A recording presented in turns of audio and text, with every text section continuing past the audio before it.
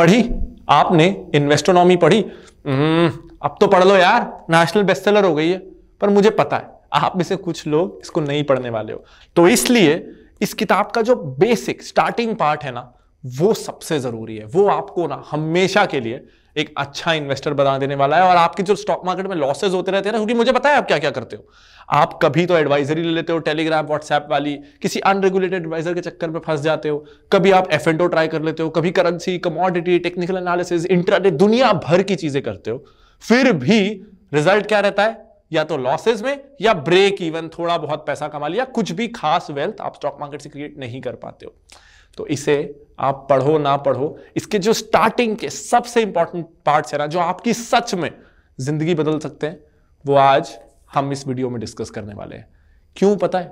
क्योंकि ना ये कुछ जो स्टार्टिंग की बेसिक बहुत जरूरी चीजें हैं ना, उससे आप जिंदगी भर सक्सेसफुली इन्वेस्ट कर सकते हो, अपने लॉसेस को मिनिमाइज कर सकते हो। और चाहे आप किसी भी बैकग्राउंड के हो, आप साइंस वाले हो, आर्ट्स वाले हो, कॉमर्स वाले हो, किसी भी बैकग्राउंड के हो, अगर आपने 5वीं तक पढ़ाई की है ना, तो आज का ये वीडियो आपको एक सक्सेसफुल स्टॉक मार्केट इन्वेस्टर बना देने वाला है। तो सबसे पहले जरूरी यह है कि आप अगले 25-30 मिनट अपनी जिंदगी के इस वीडियो के लिए निकालिए, और ट्रस्ट मी, पूरी जिंदगी आपकी मदद होने वाली है।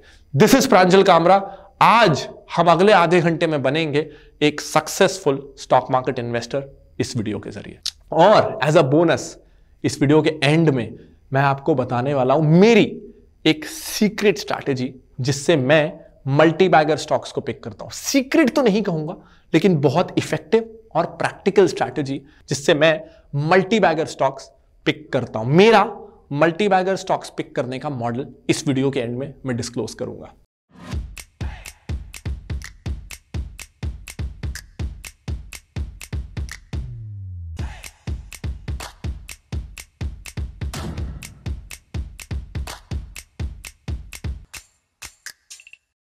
हम ना आज जो स्टॉक मार्केट के बेसिक सवाल होते हैं, जो डाउट्स होते हैं, उनको सॉल्व करते करते चलेंगे। कुछ 10-15 सवालों के बाद ना, आप जब इस वीडियो के एंड तक पहुंचोगे, तो आप, अगर आपने इन चीजों को फॉलो किया, तो आप एक almost perfect stock market investor बन पाओगे। लेकिन सिर्फ सुनने से नहीं होगा, सिर्फ देखने से नहीं होगा, डायरी लेके बैठना पड़ेगा और इन पॉइंटर्स को रोज खुद को याद दिलाना पड़ेगा। हो सके ना तो इनको लिखिए, प्रिंट आउट निकाल के अपने दीवार पे चिपकाइए। ट्रस्ट मी, ये मदद करेगा। सबसे पहला सवाल क्या होता है, और ये बहुत जरूरी सवाल है, स्टॉक मार्केट से हम कितना पैसा कमा सकते हैं? ये सवाल का जवाब जो आप दोगे ना, वो स्टॉक मार्केट आगे आपको कितना रिटर्न्स देता है, वो ये सवाल का जवाब डिसाइड करने वाला है। तो चलो इस वीडियो को पॉज करो, और मेरा आंसर सुनने के पहले आप अपना आंसर मुझे कमेंट में बताओ। स्टॉक मार्केट से आपको पर ईयर कितना रिटर्न चाहिए? जो भी आपका आंसर होगा, उससे जिंदगी भर एज एन इन्वेस्टर आपका रिटर्न डिसाइड होने वाला है। करो पॉज, बताओ मुझे आंसर। अब आपका जो भी आंसर है, अब आप सही आंसर सुन लो। बेसिकली ना, अगर आप स्टॉक मार्केट को एज अ टूल देख रहे हो जल्दी अमीर बनने के लिए, कि मेरे पास अभी 10,000 है, ये 1 करोड़ हो जाए 5 साल में, 10 साल में, मेरे बूढ़े होने से पहले ये थोड़े से पैसे बहुत सारे पैसे हो जाए, इस मार्केट में मत आइए। सुन के बुरा लगा? मैं फिर से कह रहा हूं, इस मार्केट में मत आइए। ये जो एक्सपेक्टेशन है ना कि मैं जल्दी अमीर बन जाऊं, इस एक्सपेक्टेशन के कारण इस मार्केट में आपको हमेशा धोखा मिलेगा।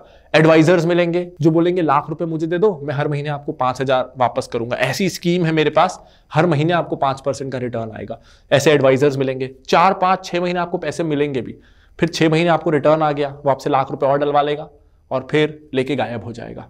आपके साथ हमेशा धोखा होगा अगर एक्सपेक्टेशन गलत है तो सही एक्सपेक्टेशन क्या है? स्टॉक मार्केट हमको कितना रिटर्न दे सकता है? स्टॉक मार्केट से ना आपको एफडी से दुगना रिटर्न मिल सकता है। 2% ऊपर भी मिल सकता है, 2% कम भी, लेकिन ऑन एन एवरेज आपको एफडी से दुगना रिटर्न एक्सपेक्ट करना चाहिए। तो आज एफडी से आपको कितना मिलता है? 7%, यानी आप मार्केट से 14 to 15% एक्सपेक्ट कर सकते हो। हमेशा एफडी का दुगना रिटर्न आप अपना बेंचमार्क लेके चलो स्टॉक मार्केट से। ऐसा क्यों? 14-15% ही क्यों? बहुत सिंपल रीजन है। जब आप स्टॉक मार्केट में इन्वेस्ट कर रहे हो ना, तो आप किसी अलग दुनिया से बाहर की चीज में निवेश नहीं कर रहे हो, आप बिजनेसेस में इन्वेस्ट कर रहे हो, वो भी बड़े बिजनेसेस में इन्वेस्ट कर रहे हो। तो जब आप बड़े बिजनेसेस में इन्वेस्ट करते हो, कितने परसेंट से एक बिजनेस ग्रो कर पाता है? 15% से, 20% से। अगर भारत की जीडीपी 6%, 7%, 5% से ग्रो करती है तो कंपनीज 50% से ग्रो बहुत लंबे समय तक नहीं कर पाती। और स्टॉक मार्केट में थोड़ी मैच्योर कंपनियां आती हैं तो अगर वो बहुत अच्छे से ग्रो कर रही हैं तो वो 20-25% से ग्रो करेंगी। अगर वो मॉडरेटली ग्रो कर रही हैं तो वो 10% से 18% के बीच ग्रो करेंगी। इससे ज्यादा ग्रोथ आ नहीं पाती। 25% से ऊपर की ग्रोथ रेयर है, 20% तक की ग्रोथ डिसेंट है। तो अगर ऑन एन एवरेज अच्छी कंपनियां 20% से ग्रो कर रही हैं तो आपके रिटर्न्स भी 20% से ज्यादा होने वाले नहीं है। और कुछ कंपनियां ग्रो नहीं भी करेंगी तो थोड़े रिटर्न्स वहां मार खाएंगे। तो दुनिया के जो बेस्ट इन्वेस्टर हैं उनका रिटर्न भी 20-22% होता है। अब आप और मैं तो बेस्ट है नहीं, तो हमको 18% से ज्यादा की उम्मीद नहीं करनी चाहिए। 15-14-15% एक रीजनेबल एक्सपेक्टेशन है। आप बहुत अच्छे इन्वेस्टर हो गए तो आपका 18% का रिटर्न आ जाएगा। अब ये सुनने में कैसा लगता है, अच्छा है नहीं है? अगर मैं आपको एक बेसिक आइडिया दूं तो जब आप एफडी में पैसा लगाते हो ना तो हर 10 साल में आपका पैसा डबल होता है। जब आप स्टॉक मार्केट में पैसा लगाओगे ना और अगर आप एक अबव एवरेज रिटर्न ला पाए तो हर 4.5-5 साल में आपका पैसा डबल होता जाएगा। और इसीलिए मैं कह रहा हूं कि ये एफडी से डबल रिटर्न्स आपको लाके दे सकता है। मुझे पता है अब आप क्या पूछोगे, यार ये रिटर्न तो बहुत कम है, मुझे तो जल्दी अमीर बनना है। इसका जवाब बताऊं, थोड़ा कड़वा है, सुन पाओगे ना। अगर इस मार्केट से और जल्दी पैसा कमा लिया जा सकता था तो दुनिया भर के लोग बिजनेस नहीं कर रहे होते। रतन टाटा, मुकेश अंबानी, बिजनेस करना कितना मुश्किल होता है। जियो के 10-10 साल फाइबर ऑप्टिक केबल बिछाओ, टाटा एयरलाइन पे एयरलाइन खरीद रहा है, ईवी बना रहा है हजारों करोड़ का इन्वेस्टमेंट करके, स्टील प्लांट चला रहा है। कोई क्यों करता? इससे पैसा बन सकता है ना। तो वो दुनिया के बेस्ट एनालिस्ट हायर करते, बेस्ट सॉफ्टवेयर हायर करते और अपना पैसा साल में 20%, 30%, 40% बढ़ाते। लेकिन वो भी ऐसे बिजनेसेस करते हैं, दुनिया के सबसे अमीर लोग भी ऐसे बिजनेस करते हैं जिससे उनका पैसा साल का 20% बढ़ सके। तो अगर स्टॉक मार्केट में साल का 20% से ज्यादा का रिटर्न आता तो वो बैठ के बिजनेस नहीं कर रहे होते, 4 लोगों को हायर करते और 20% से ज्यादा का रिटर्न कमाते। तो इससे ज्यादा रिटर्न पॉसिबल नहीं है। स्टॉक मार्केट से पॉसिबल होता तो लोग बिजनेस नहीं करते। दुनिया के बेस्ट माइंड्स, एलॉन मस्क हों, गूगल वाले हों, एप्पल वाले हों, सब छोड़ के सिर्फ स्टॉक मार्केट में पैसा लगाते। अगला सवाल, मुझे पता है मेरे उस दोस्त ने तो इससे ज्यादा रिटर्न लाया है। इस सवाल का ना मैं जितना भी जवाब दूं कम पड़ता है। आपके दोस्त ने रिटर्न हो सकता है 20% से ज्यादा का लाया हो, लेकिन वो एक साल ऐसा हो गया और उसने आपको उस साल बताया जिस साल उसका रिटर्न 20% से ज्यादा था। हो सकता है वो स्टॉक मार्केट में 20 साल से, 10 साल से, 5 साल से, जिसमें एक साल उसका रिटर्न 30% आ गया या 40% आ गया। लेकिन अगर आप 5 साल का टाइम पीरियड देखोगे ना तो कई साल उसको 40% का लॉस भी रहा होगा। तो एक साल के एक्सेप्शनल परफॉर्मेंस से हम उसको जज नहीं कर सकते। उतार चढ़ाव तो आता ही रहता है। कोई साल 50% प्लस हो सकता है, लेकिन कोई साल 50% नेगेटिव भी होगा, क्योंकि जो हाई रिस्क ले रहा है ना उसको कभी कभी हाई रिटर्न्स भी मिलेंगे लेकिन हाई लॉसेस भी मिलेंगे। वो हमको कब बताएगा? दोस्तों के बीच हम कब बताएंगे? जब हमको हाई प्रॉफिट्स हो रहे हैं। लॉस वाले साल में हम नहीं बताएंगे। जैसे रिजल्ट के समय, पीटीएम के समय याद है, आप अपने रिजल्ट दोस्तों से जाके तब पूछते थे जब आपके 90% आए। जिस साल आपके 70% आया है ना, आप दोस्तों से नहीं पूछते थे कि तेरा रिजल्ट कितना रहा। आप पूछोगे ही तब जब आपके नंबर अच्छे आएंगे, बाकी साल आप चुप रहोगे। इन्वेस्टिंग में भी यही होता है। जो आपका दोस्त आपको बता रहा है ना, ये शेयर में ना भाई मैंने 1 लाख रुपए कमा लिए, वो ये नहीं बताएगा कि 2 और शेयर में उसने 2 लाख रुपए गंवाए भी हैं। क्योंकि अगर वो हर साल कमा रहा है और इतना कमा रहा है तो उसको बोलो कि दिखा यार तेरा इनकम टैक्स रिटर्न, कितने पैसे कमा रहा है, दिखा मुझे इनकम टैक्स रिटर्न दिखा। इसके अलावा अगर ये ट्रेडर्स या ये जो क्लेम करते हैं, सोशल मीडिया में मैं देखता हूं स्क्रीनशॉट पे स्क्रीनशॉट आ रहे हैं, जब प्रॉफिट हो गया स्क्रीनशॉट डाल दिया, उसको वेरीफाई भी कर दिया किसी सॉफ्टवेयर से। आज हो गया प्रॉफिट तो कर दिया वेरीफाई, साल हो गया प्रॉफिट तो कर दिया वेरीफाई, पिछले साल का क्या, अगले साल का क्या। तो इनसे पूछो कि अगर आप इतनी जल्दी और कंसिस्टेंटली पैसा कमा सकते हो तो कुछ सालों में आपको दुनिया के 100 अमीर लोगों की लिस्ट में होना चाहिए। उसमें ज्यादातर बिजनेसमैन हैं, कुछ इन्वेस्टर्स हैं, लेकिन ये जो मंथली पैसा कमाते हैं, जो सबसे जल्दी पैसा कमाते हैं, ये उस लिस्ट में क्यों नहीं है? क्योंकि ये सस्टेनेबल नहीं है। तो प्लीज अगर आपको मेरी एक चीज माननी है ना तो ये कि शॉर्टकट से दूर रहो, जल्दी पैसे की होड़ से दूर रहो, क्योंकि ये होने वाला नहीं है। कोई कितना भी बोले, नहीं तो उनको देश के सबसे अमीर लोगों की लिस्ट में होना चाहिए। और दूसरा कि आपका काम है पेशेंस रखना और ज्यादा पैसे डालते रहना, एक्सपेक्टेशंस को इन चेक रखना। इंडिया के 20 स्टॉक मार्केट एक्सपर्ट्स डिस्कस करने आ रहे हैं अपने 20 बेस्ट स्टॉक आइडियाज। इनसे अगर आप स्टॉक आइडियाज मांगने जाओ ना तो ज्यादातर तो कभी देंगे ही नहीं, और कुछ जो देंगे वो शायद हजारों लाखों की फीस ले ले। लेकिन फिनोलॉजी आप सबके लिए लेके आया है फिनोलॉजी वैल्यू इन्वेस्टर्स कार्निवल, जहां इंडिया के 20 बेस्ट एक्सपर्ट्स अपने 20 बेस्ट स्टॉक आइडियाज डिस्कस करेंगे। लिंक आपको वीडियो के डिस्क्रिप्शन में मिल जाएगा। रिकॉर्डिंग्स अवेलेबल होंगी क्वेस्ट में ही हमारे फिनोलॉजी 1 मेंबर्स के लिए एक्सक्लूसिवली।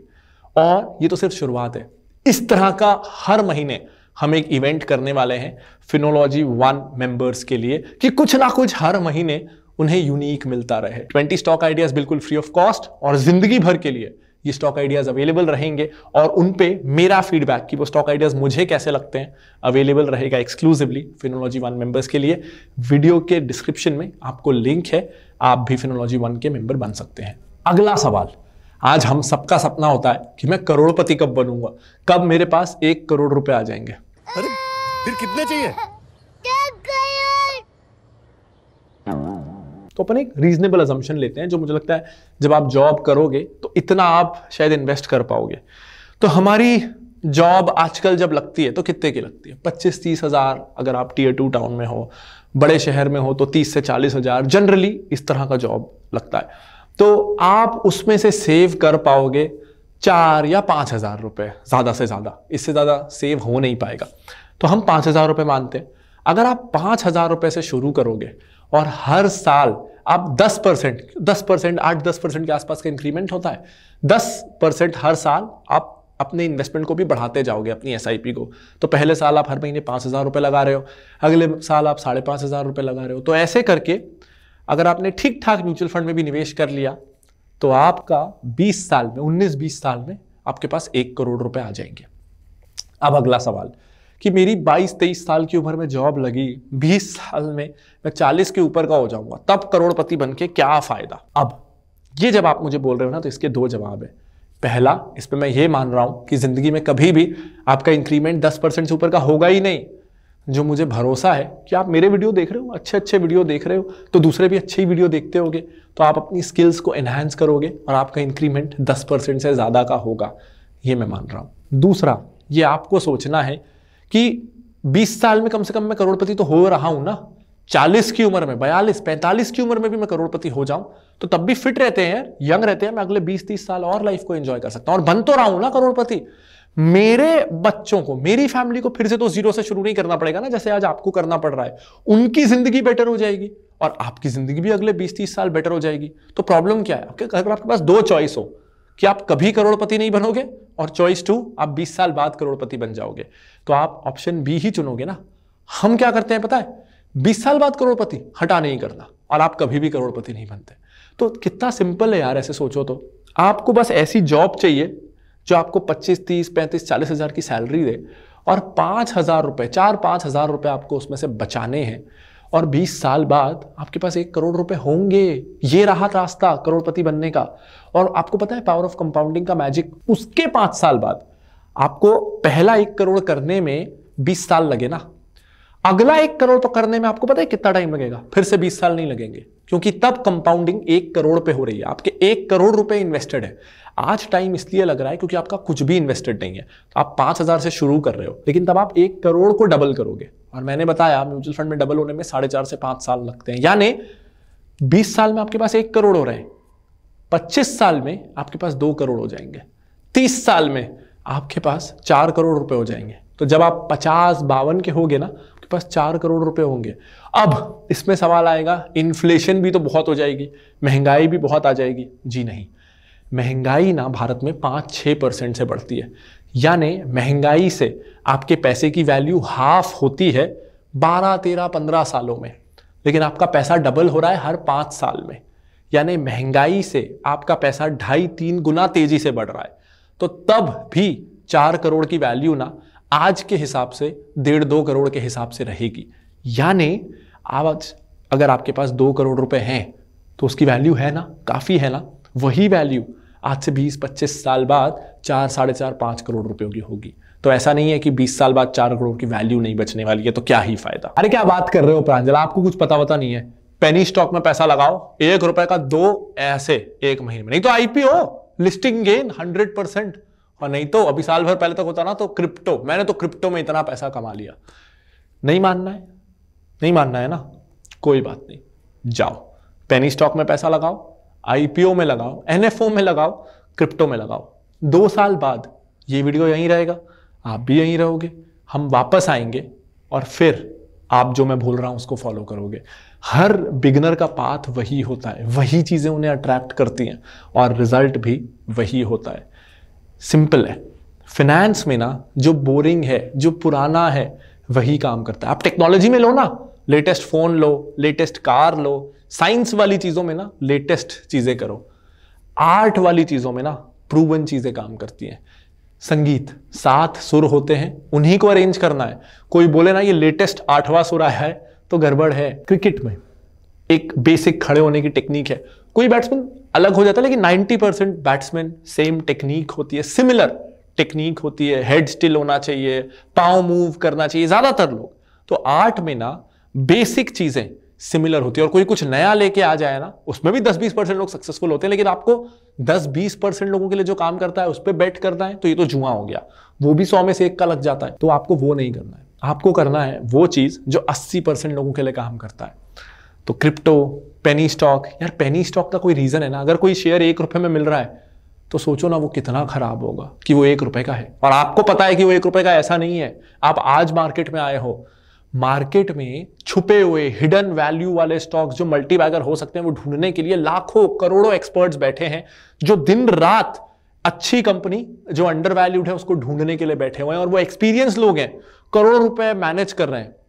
अगर वो किसी कंपनी पे जो 1 रुपए की है उस पर दांव नहीं लगा रहे, तो आप जो कल मार्केट में घुसे हो, जिसको एक्सपीरियंस नहीं है, जिसके पास टीम नहीं है, उसको कोई अंडर वैल्यूड स्टॉक मिल जाए और एक्सपर्ट्स को ना मिले, ऐसा होने वाला नहीं है ना। आपको जो 1 रुपए का स्टॉक खुद मिला है ना, या आपको जो चिपकाया जा रहा है वो आप पे डंप किया जा रहा है, वो आपको कोई हिडन ट्रेजर नहीं मिल गया है। अब इस पे एग्जाम्पल आता है कि टाइटन भी कभी 3 रुपए का था। बहुत अनफॉर्चुनेट है ये एग्जाम्पल। जब टाइटन 3 रुपए का था ना, तो वो आज से 30 साल पहले की बात है। तब से महंगाई 4-5 गुना बढ़ गई, यानी आज के हिसाब से वो वैसे ही 20-25 रुपए का था। दूसरा, वो टाटा ग्रुप का था। तीसरा, वो ज्यादा समय तक 3 रुपए का नहीं था। हम ये तीनों गलती कर देते हैं।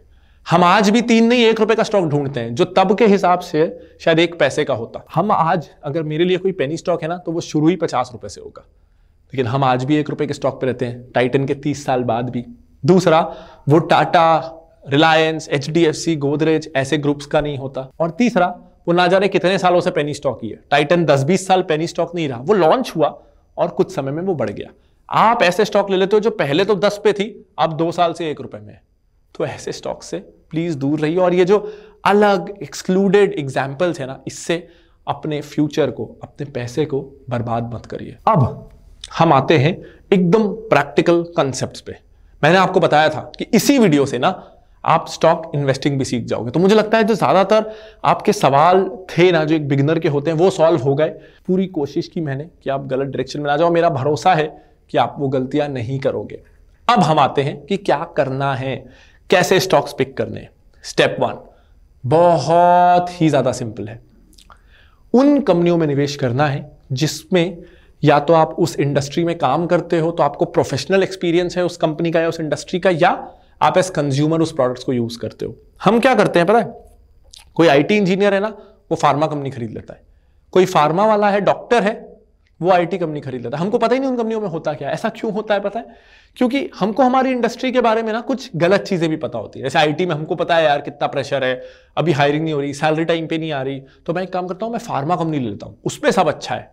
अच्छा, उसमें भी कुछ नहीं है, उसमें भी उतनी ही खामियां हैं, हमको दिखाई नहीं देती क्योंकि हम उस इंडस्ट्री के हम अंदर नहीं है। और जो हमको जो बोलता है ये कंपनी कैंसर का इलाज लाने वाली है, हमको लगता है हाँ कैंसर का इलाज आ जाएगा और हम उस पर बेट कर लेते हैं, जबकि हम अपनी इंडस्ट्री को अच्छे से जानते हैं लेकिन हम उसमें इन्वेस्ट नहीं करते। पहली चीज, आपकी जो इंडस्ट्री है ना, अगर आप वर्किंग प्रोफेशनल हो तो आपके 25-30% पैसा कम से कम उसी इंडस्ट्री में लगा होना चाहिए, क्योंकि उसके विनर को आप बेस्ट तरीके से जानते हो। आप बैंकर हो, बैंक में हो, आपको पता है आपको कौन सा कॉम्पिटिटर आपके बैंक से बेटर है। और अगर आपको किसी इंडस्ट्री के बारे में नहीं पता तो आप कंज्यूमर तो हो ना।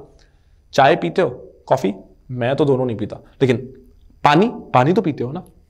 कोल्ड ड्रिंक, जूसेस, साबुन लगाते हो, शैम्पू यूज करते हो, फेस वॉश लगाते हो, कपड़े पहनते हो, जूता पहनते हो, बाइक स्कूटर या कार चलाते होगे, घर में रहते होगे, घर में पंखा कूलर होगा, कुछ के घरों में एसी होगा, ये सारी चीजें, हाथ में घड़ी होगी, चश्मा, टीवी देखते होगे, फोन होगा, ओटीटी एप्स यूज करते होगे, खाना ऑर्डर करते होगे, इंश्योरेंस लेते होगे, म्यूचुअल फंड, बैंक अकाउंट होगा। हमारी डेली लाइफ से 30, 40, 50% कंपनी तो हमारी डेली लाइफ से जुड़ी होती है। हम उन कंपनियों में इन्वेस्ट नहीं करते। क्यों पता है? क्योंकि हम कूल नहीं लगेंगे ना। दोस्तों के बीच जाके बोलोगे मैंने यार जिलेट का शेयर लिया, मैंने कोलगेट का शेयर लिया, मैंने HUL का शेयर लिया, दोस्त बोलेगा इसमें क्या है? अरे मैंने एक कंपनी ली है जो ना मार्स में जाने वाली है, जो ना हाइड्रोजन कार चलाने वाली है, जो कैंसर ठीक करने वाली है। तो वो दोस्त कूल हो जाएगा। आपको दोस्त भाव नहीं देंगे, या तो टूथपेस्ट बनाने वाली कंपनी में इन्वेस्ट करता है, जूता चप्पल में, ये सब में क्या इन्वेस्ट कर रहा है? बोरिंग, ये थोड़ी ना बढ़ने वाला है। HUL को जितना बढ़ना था ना बढ़ गया, ऐसा 20 साल से मैं सुन रहा हूं। अच्छी कंपनियों की ग्रोथ की कोई लिमिट नहीं होती है, और उसका रीजन है अच्छी कंपनियां ना प्रॉफिट कमाती है, फ्री कैश आता रहता है, उनके पास हमेशा पैसा आता रहता है। तो अगर पैसा आता रहेगा ना तो उस पैसे से वो और कंपनियां खरीदती रहेंगी। ये बड़ी बड़ी कंपनियां आप देखना, HUL, TCS, इन्फोसिस हर साल कितनी कंपनियों को खरीदते हैं। तो अगर मेरे पास पैसा आ रहा है, आपके पास पैसा आता है, तो आप क्या करते हो? आप कोई नया बिजनेस शुरू कर देते हो, कोई जमीन खरीद लेते हो, सोना खरीद लेते हो, आप और इन्वेस्ट करते रहते हो ना, जिससे आपको और रिटर्न मिलता है। कंपनीज भी यही करती है। मेरे पास बहुत सारा पैसा है ना, मैं बहुत सारी कंपनियों को खरीद लूंगा, मेरी ग्रोथ आती रहेगी। तो अच्छी कंपनियों की ग्रोथ रुकती नहीं है, उनके शेयर प्राइस का बढ़ना भी रुकता नहीं है। तो इसलिए अच्छी कंपनियों पे ही टिके रहिए। जो कंपनियों को आप समझते हो एज अ कंज्यूमर या उस इंडस्ट्री में काम करते हो, उन्हीं कंपनियों में निवेश करो। देखो, जिस बंदे को हम जानते नहीं, कोई सड़क पे आके आपसे बोलेगा कि मेरे को ना लाख रुपए दे दो, मैं कल आपको लौटाता हूं 2 लाख करके, आप दे दोगे क्या? नहीं ना। जिसको आप जानते हो आप उसी को पैसा दोगे ना। तो शेयर मार्केट में भी जिस कंपनी को आप जानते हो ना, आप उसी को पैसा दो। अब सेकंड सवाल कि ठीक है, ये 2 इंडस्ट्री तो बता दी जहां मैं काम करता हूं, जिन प्रोडक्ट्स को मैं एज अ कंज्यूमर यूज करता हूं। मुझे और सीखना है, तो मुझे नई नई इंडस्ट्रीज के बारे में जानना है, तो क्योंकि मेरे को भी ये प्रॉब्लम आता था। मैंने इन्वेस्टिंग तब शुरू कर दी थी जब मैं एज अ स्टूडेंट था, और आजकल तो फिर भी बहुत सारे स्टार्टअप्स लिस्ट होने लगे हैं। जब मैंने इन्वेस्टिंग शुरू की थी ना, तो ज्यादातर वो कंपनियां जिनको मैं एज अ कंज्यूमर यूज करता था वो लिस्टेड नहीं होती थी। तो सीखना बहुत चैलेंज होता था कि फार्मा कंपनी कैसे काम करती है, हॉस्पिटैलिटी इंडस्ट्री कैसे काम करती है। तो इस प्रॉब्लम के सोल्यूशन के लिए ना हमने अब फिनोलॉजी क्वेस्ट में इंडस्ट्री वाइज वीडियोस लाने शुरू किए हैं कि आप अलग अलग इंडस्ट्री के बिजनेस मॉडल को समझ सको, ताकि आप अपने सर्कल ऑफ कॉम्पिटेंस को, अपने इन्वेस्टेबल यूनिवर्स को एक्सपांड कर सको। और वैसे भी अगर आप अलग अलग इंडस्ट्रीज के बारे में सीखोगे तो जनरली आपको लाइफ में बिजनेस करना हो, जॉब करना हो, या एज एन इन्वेस्टर भी आपको समझ में आएगा आपको आपके लिए क्या चूज करना चाहिए, और आप ज्यादा स्मार्ट और कॉन्फिडेंट फील करोगे। तो फिनोलॉजी क्वेस्ट में कुछ इंडस्ट्रीज के वीडियो अब आपके सामने स्क्रीन पर है, और हर इंडस्ट्री को या मेजर इंडस्ट्रीज को हम कवर करने वाले हैं इंडस्ट्री स्पेसिफिक कोर्सेज के साथ। नेक्स्ट, मैं बहुत सारे ब्रोकर्स को जानता हूं। जब आप स्टॉक्स में इन्वेस्ट करते हो आपको डीमैट और ट्रेडिंग अकाउंट चाहिए। मैं बहुत सारे ऐसे ब्रोकर्स को जानता हूं जो आपका डेटा लीक कर देते हैं, गलत एडवाइजर्स को। आपका डीमैट अकाउंट खुला नहीं कि आपको उल्टे सीधे कॉल्स आने चालू हो जाएंगे, ये टिप ले लो, ये ट्रायल ले लो, वो ले लो, और कभी ना कभी इंसान फंस ही जाता है। या फिर ब्रोकर खुद आपको स्टॉक टिप्स देने लगता है जो कभी काम नहीं करता, और वो सिर्फ आपको इसलिए दे रहा है स्टॉक टिप्स ताकि आप ट्रेड ज्यादा करो और उसका ब्रोकरेज ज्यादा बने। तो किसी गलत ब्रोकर के चक्कर में फंस के ना मैंने लोगों की जिंदगियां बर्बाद होते देखा है। इसी प्रॉब्लम को सॉल्व करने के लिए ना हम लेके आए सिलेक्ट बाय फिनोलॉजी। तो आपको डिस्क्रिप्शन में लिंक मिल जाएगा select.finology.in। यहां आपको जाना है, कुछ सवाल हम आपसे पूछेंगे और आपकी जरूरतों के हिसाब से आपको कौन सा ब्रोकर चुनना चाहिए ये सिलेक्ट आपको 30 सेकेंड्स में बता देगा। तो आपके लिए सही ब्रोकर चुनना बहुत जरूरी है, क्योंकि वो पहला कदम होगा, और पहला कदम सही होना बहुत जरूरी है। और इसके साथ एक और एडवांटेज है, जब भी आप सिलेक्ट से डीमैट अकाउंट खुलवाते हो, चाहे आप कोई भी ब्रोकर चुनो, हमने फिल्टर करके इंडिया के बेस्ट ब्रोकर्स लाए हैं।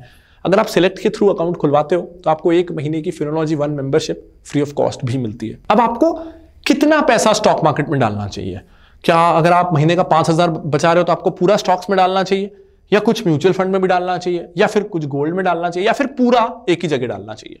तो देखो, इन्वेस्टिंग होती है। एज लॉन्ग एज आप इनमें से किसी में भी इन्वेस्ट कर रहे हो और डिसिप्लिन से आप बने हुए हो तो आप वेल्थ बनाओगे। मैं ये नहीं कहूंगा कि स्टॉक्स बेटर है, कि गोल्ड बेटर है, कि म्यूचुअल फंड बेटर है, या फिर रियल एस्टेट बेटर है। चारों ही बहुत अच्छे हैं।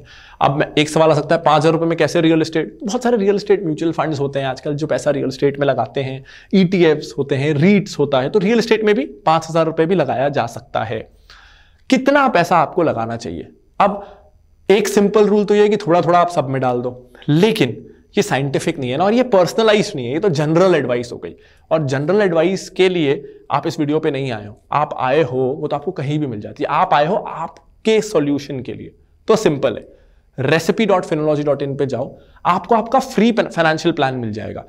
आपके गोल्स क्या है, करंट इनकम क्या है, आप पे कितना लोन है, आप कितना फ्यूचर में कमाना चाहते हो, ये सब आप आंसर करो और हमारा सिस्टम ना, हमारा एल्गोरिदम आपके लिए डिजाइन करके देगा कि आपको हर महीने कितना पैसा लगाना चाहिए बेस्ड ऑन आपकी सेविंग्स कितनी है, आपकी सैलरी कितनी है, और कितना पैसा आपको गोल्ड में डालना चाहिए, एफडी में, स्टॉक्स में, म्यूचुअल फंड्स में।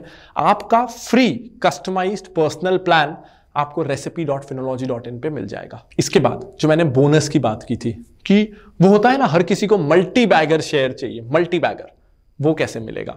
और आई एम श्योर बहुत लोग इसके लिए एक्साइटेड होंगे। अब मैंने कहा था वीडियो के स्टार्टिंग में कि मैं आपको बताऊंगा मल्टी बैगर स्टॉक्स पिक करने का मेरा मॉडल क्या है। बहुत सिंपल है, ज्यादातर कंपनियां ना बिजनेस पे दो में से एक चीज में कॉम्प्रोमाइज करते हैं, या तो वो मार्जिन में कॉम्प्रोमाइज करते हैं या फिर वो वॉल्यूम में कॉम्प्रोमाइज करते हैं। एग्जाम्पल, मारुति बहुत सारी कारें बेचती है लेकिन 50 लाख की नहीं बेचती है, 5 लाख की, 10 लाख की, ज्यादा से ज्यादा 15 लाख की गाड़ियां बेचती है। यानी वो बहुत सारी गाड़ियां बेचती है लेकिन एक गाड़ी पे बहुत सारा पैसा नहीं कमाती। वहीं हम मर्सिडीज को ले लेते हैं, गाड़ियां बहुत कम बेचती है लेकिन एक गाड़ी पे बहुत सारा पैसा कमाती है। तो मारुति कॉम्प्रोमाइज कर रही है मार्जिन्स पे, मर्सिडीज कॉम्प्रोमाइज कर रही है वॉल्यूम्स पे। तो ये दोनों बहुत अच्छी कंपनियां हैं लेकिन दुनिया की सबसे अच्छी कंपनी नहीं है। इसको कंपेयर करते हैं हम एप्पल से, जो दुनिया का सबसे महंगा फोन बेचता है लेकिन सबसे ज्यादा बेचता है, इसलिए वो दुनिया की सबसे महंगी कंपनी है, सबसे बड़ी कंपनी है। सोचो अगर मारुति स्विफ्ट को बेचे 25-30 लाख में और फिर भी उतनी बेचे जितनी आज बेचता है, तो मारुति दुनिया की सबसे बड़ी कंपनी हो जाएगा। लेकिन मारुति को दोनों में से एक चीज कॉम्प्रोमाइज करनी पड़ती है। एप्पल दुनिया का सबसे महंगे फोन्स में से एक फोन बेचता है, फिर भी दुनिया में सबसे ज्यादा बेचता है। तो ये तो ऐसी बात हो गई कि मर्सिडीज अपनी 40 लाख की गाड़ी बेच रहा है और मारुति स्विफ्ट से ज्यादा बेच रहा है। तो बहुत कम ऐसी कंपनियां होती हैं जिनको ना वॉल्यूम में कॉम्प्रोमाइज करना है ना मार्जिन में, उनके पास दोनों है।